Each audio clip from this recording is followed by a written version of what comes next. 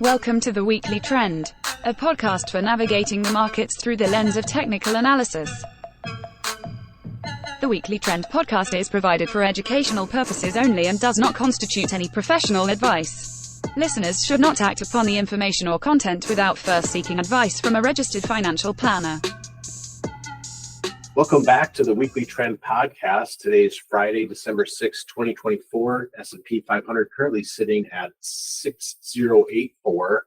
I'm David Zarling. I'm here with someone that was not invited to the college football playoff selection. Whoa. Ian McMillan. Easy. Well, I just think the outcome would have been different if you had been on that committee.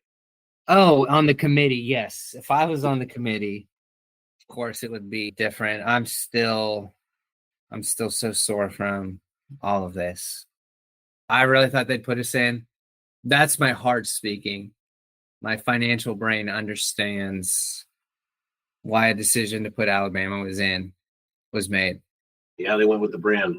But at the same time, don't you think, I think we talked about this, South Carolina would travel? I think they travel way better. This is clearly, this is a down year for Alabama. They haven't stressed about getting in the playoffs for 12, 15 years probably. So.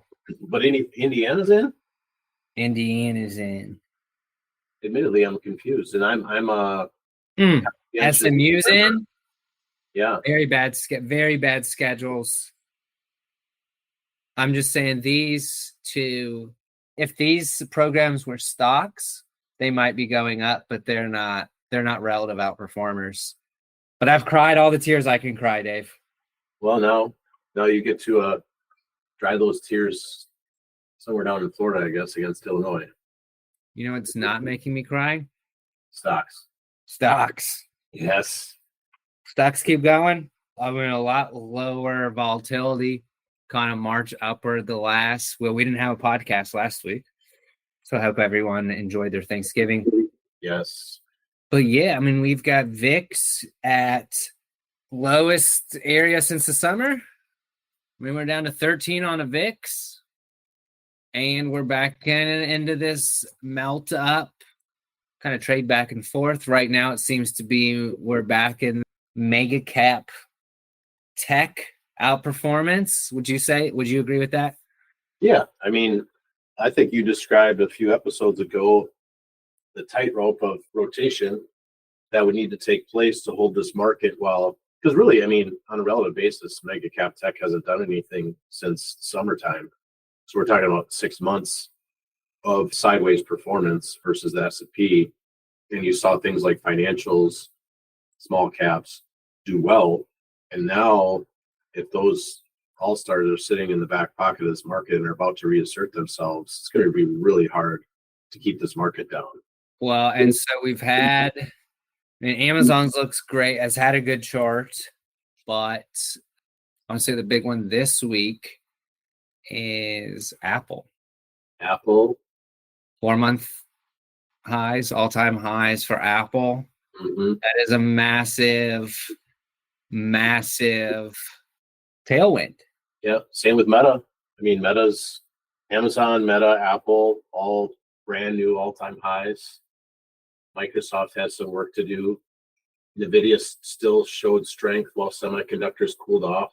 I will say, November was typically, seasonally speaking, a strong month for semiconductors, but we didn't see that on semiconductors in November. So what's going on there?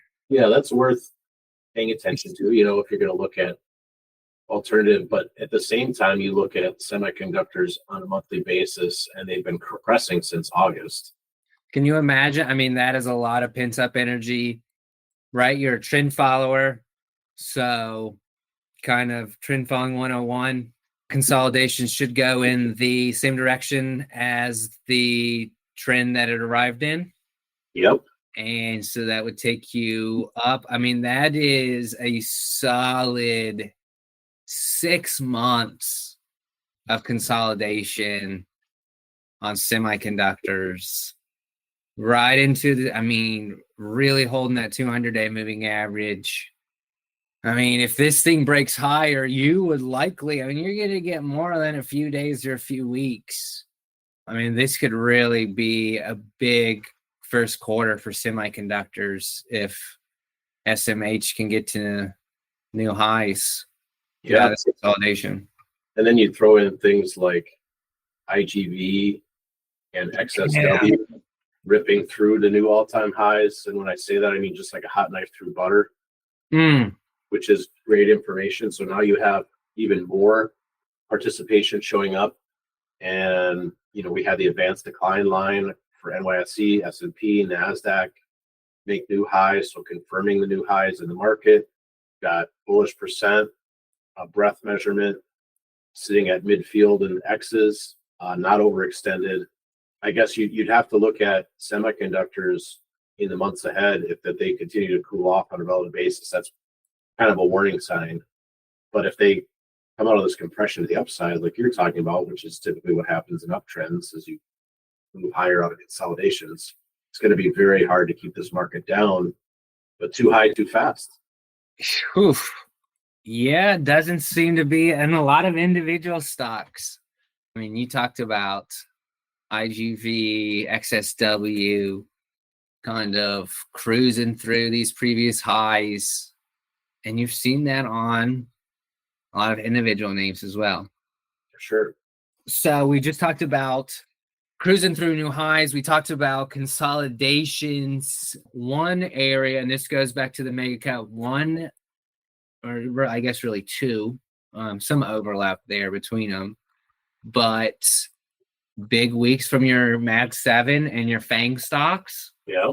And those had consolidated. I mean, those charts were very similar going into the week. I mean, just beautiful, if I can use the word textbook, consolidation on top of previous highs. Then you had coupled that with Apple breaking out, Amazon. There's a lot of tailwinds there, and we've seen it play out. Now, is it okay? We're going to run back to full throttle NASDAQ mega cap tech. I don't know if I'm there yet. If I pull up a chart of, and you mention NASDAQ versus Russell 2000, right?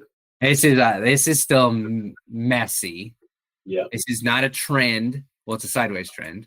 Yeah, it really hasn't done anything but frustrate people, that relationship, for a full year. I mean, if we're here next Friday and Russell had a huge week, I'm not shocked one bit. Nope. And small caps versus S&P continue to hold the breadth thrust levels that are from November of 23. So basically, performance has been like kind in a range when you look at small caps versus large caps, or when you look at large cap tech. Plenty of opportunity to go around. Coming into the end of the year, we got everyone. I was thinking about this morning. So we know, and you brought up seasonality, and I think, right, so December, first half of December is supposed to be kind of like sideways, and right? Is that true? Yeah, I mean, that December is typically. Like you had also posted something in Chart Central the other day. Well, there's seasonality about what happens after an election and going into the inauguration. Yes. That you typically see upside into the inauguration, which is January 20th, I believe. And then you see some cooling off from a seasonal perspective.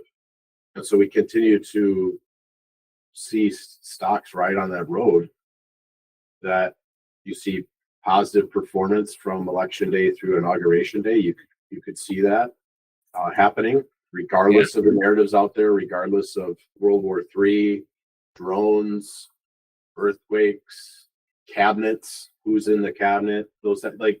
I mean, so, and I'm pretty sure we're looking at the same graphic, the one you posted. So election through inauguration, the S&P average is up 5%. I think you got to participate in that. I mean, imagine it like 5%. I know that sounds, so and that's what, like 2 months? Yep. 2 months from election to inauguration, maybe 2.5-ish. So let's annualize that. I mean, that's a 30% year. That's a solid move. It is a solid move.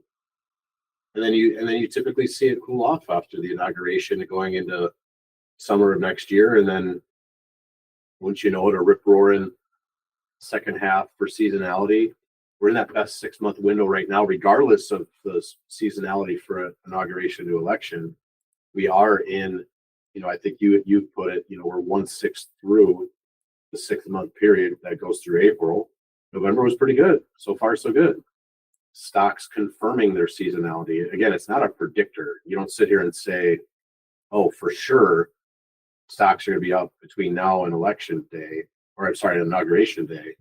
But you do pay attention. If stocks aren't, okay, that would be another warning flag. That would be another, if semiconductors can't get going, if stocks are weak, that's how seasonality should be used. It's not, this is what's going to happen. It's when it doesn't happen that you pay attention. When the offensive lineman doesn't block you, that's when you'd have to say, oh, are they running a screen? What do we got going on here? Same thing with markets. If they're not doing what they quote unquote are supposed to be doing, well, we better, maybe this market is weaker than we think. Time will tell. We don't have that yet. We still have, if tech stocks get going here, man, they could cover a multitude of sins across the rest of the broad market. If you look at enough charts, though, plenty of other stocks coming out of bases. Whether you're looking at ARC funds or you're observing some of these, gaming stocks. You brought up travel. Cloud computing, Sky looks good. Yeah. SKYY. Yeah, there's a lot of stuff. Fintech. Yeah, we've talked about, internally, iBuy, eBiz, ONLN. And then, right, and that's kind of an interesting, maybe juxtaposition is the right word, because so I would say there's more themes and sub-industries popping up, but then you've got RSP versus S&P going out to 6-month lows this week. So interesting. I don't know. Breadth. That actually might be breadth. I think both sides have an argument. Well, that might be the clue of the week, just that mega caps are leaving the station. What you just mentioned with they are equal weight versus cap weighted S&P. XLY. Consumer discretionary has moved in. You want to talk about things that have been ripping since the election. Mm-hmm. Cow. Well, and there's clues there too. You look at equal weight discretionary RSPD versus equal weight staples RSPS. It continues to follow through after breaking through a base that goes back to 2007. You're talking about a 17-year base and discretionary stocks. Well, the consumer can't be doing that good. That's what they tell us. Why would I buy these stocks? Yeah, they continue to perform well. Growth versus value, I think, is still pretty strong. Growth. When we look at SPYG, SPYV, that never fell off a ton. I would argue the cleaner look on that is RPG versus RPV. Yeah.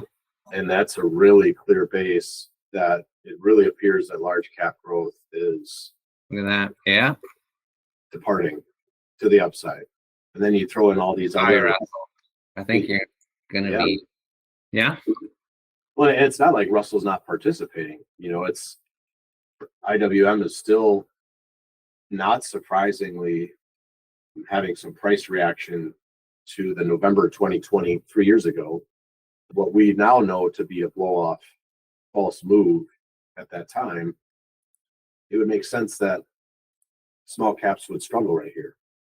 But man, if they clear that, if there's more demand than supply clearing that level with nothing but blue skies ahead, again, more bullish behavior from institutional investors.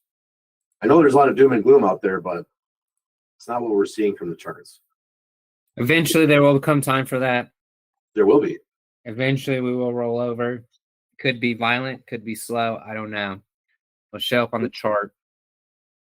But as far as being exposed to stocks, nothing. We're in December, and I don't know if our mantra has changed whatsoever in the last 12, 14 months. Yep. What about outside stocks? Like foreign? No, other than stocks. Other assets. Assets, yeah. Well, Boring. other than Bitcoin, boring. Yeah. Other than crypto, I mean, the long end of the duration for bonds, treasuries are still anemic. There's still opportunity in convertible bonds if you have to own fixed income. But then other than that, you've got to go short. And, you've got T-bills still holding up fine and paying, 4.5 to 5.5%. Meanwhile, that 40%, and we're still seeing with prospective clients that come in, they're still holding these 60, 40, 70, 30 portfolios and just Really? paying the price for having exposure to treasuries and long duration.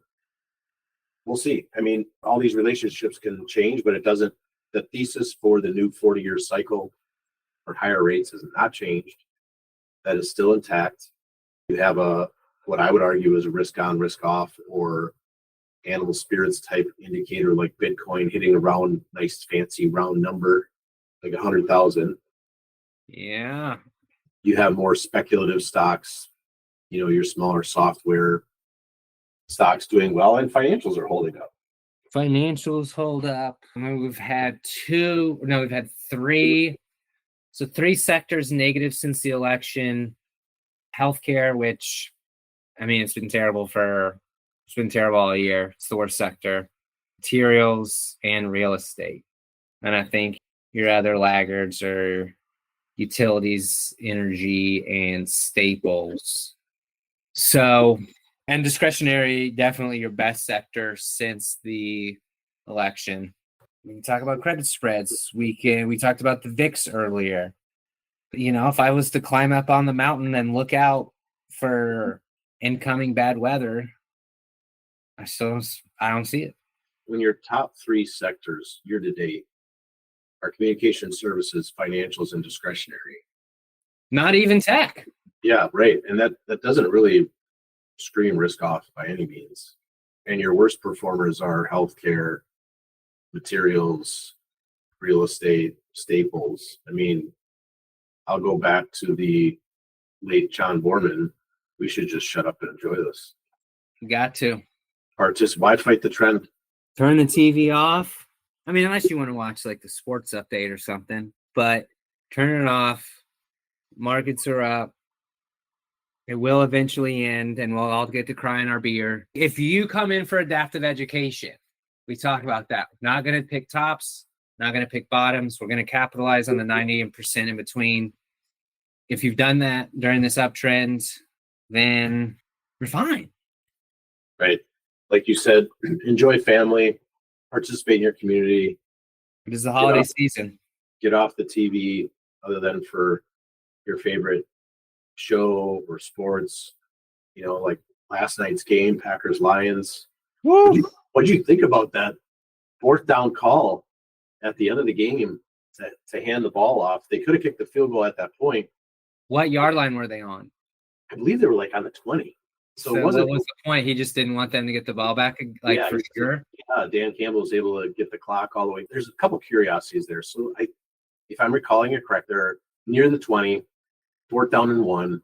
There's about 40 seconds left. They run the ball and get the first down. First of all, the guard steps on Goff's foot and he falls down, but is able to get the handoff off. Could have been an absolute debacle. So if they don't get it, Packers have the ball in the 20 and have 40, 60 yards to go to get a field goal with 40 seconds. Not insurmountable. No, not. I mean, a professional football team can do that. Yep. But I suppose he's just saying, I'm committed to my offensive line. We're going to get the first down, and you go. And the other curiosity was even after the first down, they had 2 timeouts left. They let the clock go down to 2 seconds, call their second timeout, kick the field goal to win it. But you also could have called a timeout with 8 seconds left in case there was a muffed snap to allow another kick. Yeah. Well, it's just interesting that, I mean, a lot of people would have kicked it with 40 seconds left, and that would have left some time for the Packers to do something with. Pretty gutsy. I bet Dan Campbell trades meme coins. He's got the monkeys with the laser eyes. Seems like a ballsy fella. Yeah, I mean, well, earlier in the game, they were on their own 30. and went for it on 4th and 1 and didn't get it. Whew. But Dan Campbell owns 4X S&P index funds. he invests over in Europe. So he can feel the thrill of 4X. But maybe it was, I think they were decimated on defense with injuries going into the game, and maybe he felt keep my offense on the field, get the yards, and it worked. I mean, it worked. Whew, I tell you, I'm not even a Lions fan, and I was like, wow, this is crazy. Dan Campbell goes long right before the earnings report. YOLO. But hey, they're arguably the best team in football, along with your team. They are. I think they're the best team. I do. Yeah, when their defense is healthy, because they've been crushing people, except for the Vikings and Packers, which were both, I believe, 3-point games. And those, I mean, you got some rivalry stuff there, which always comes into play. Yeah, division games. Rarely crush your division rival. Yeah, I'm not a betting man, but if you are, why in the world would you ever bet on a division game? I have no idea. I mean, you'll have three of the NFC North teams should make the playoffs, right? Hopefully. That'd be fun. At this point in the season, they would deserve it, but there's a lot of season left. But I mean, even look at like Chiefs Raiders. That game's way closer than I thought it would be, but it's a division game. Yeah. I don't know. Pretty ballsy, but he gets the rest this weekend. Knowing he went and got it on 4th and 1. Yeah, active management. Yep, trend is the trend. I mean, he hasn't deviated from it all season long. He's gone for it on 4th short. They were good last year. I mean, they were so good last year. Yeah.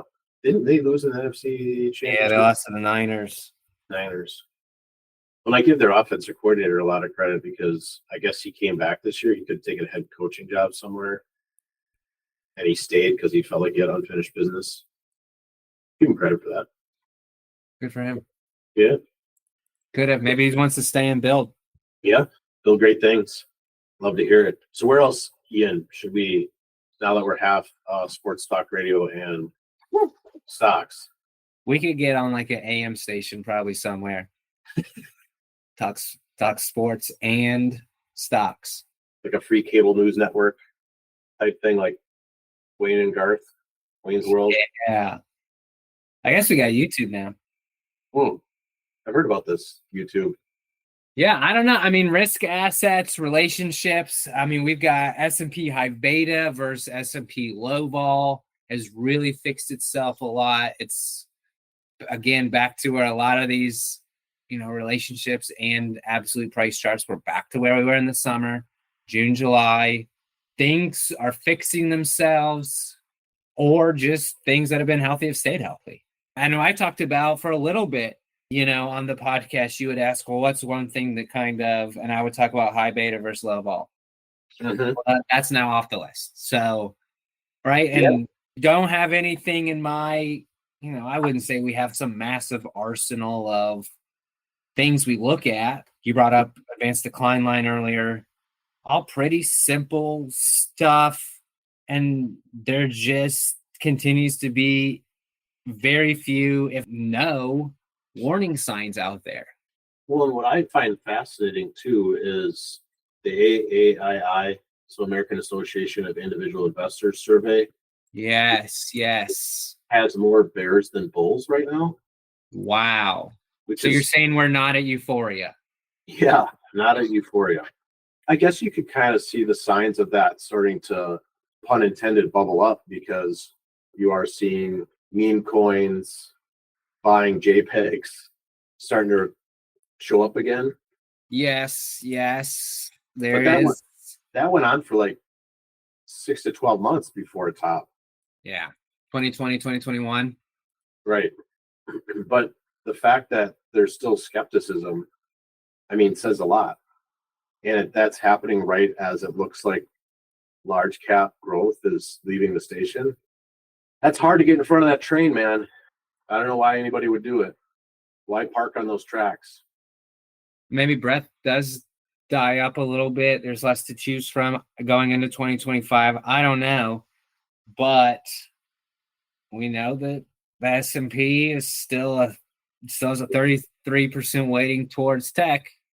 So that's a That's a big one if it's moving in the right direction and all the right components are moving in the right direction. And you even had international stocks participating the last couple of weeks. You know, you look at something like BU. Wow. Okay. You know, Wow. Look at the DAX. Yeah. DAX, Holy smokes. highly correlated DAX to U.S. markets. I mean, IYT still holding its prior highs, and you have things like airlines that have gone bonkers to the upside. You mentioned cruise lines, overall discretionary. There's a lot to like. And I'm not saying that international is where you need to be, maybe with the exception of Argentina, but the fact that they're participating as well, not a lot to complain about.